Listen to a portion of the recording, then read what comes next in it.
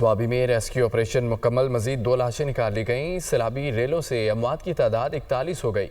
तमाम लापता अफराद की लाशें निकाली गई हैं। कमिश्नर मर्दान डिवीजन बुनेर के इलाके बशनोई में सैलाब से हर सू तबाही और कदर नगर में एक ही ख़ानदान के 36 अफराद सैलाबी रेले में बह गए।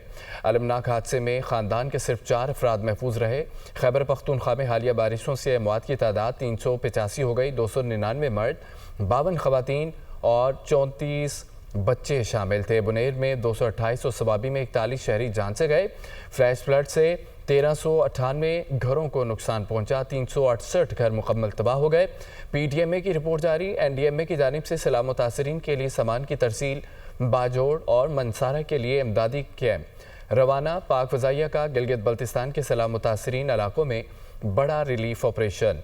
C-130 जहाज़ के ज़रिए 7 टन खुश्क राशन और अद्वियात गिलगित बल्तिस्तान पहुंचा दी गई हैं। पाक फ़ज़ाइया की टीमों ने सैलाब में फंसे 75 अफराद को महफूज मकामात पर मुंतकिल कर दिया।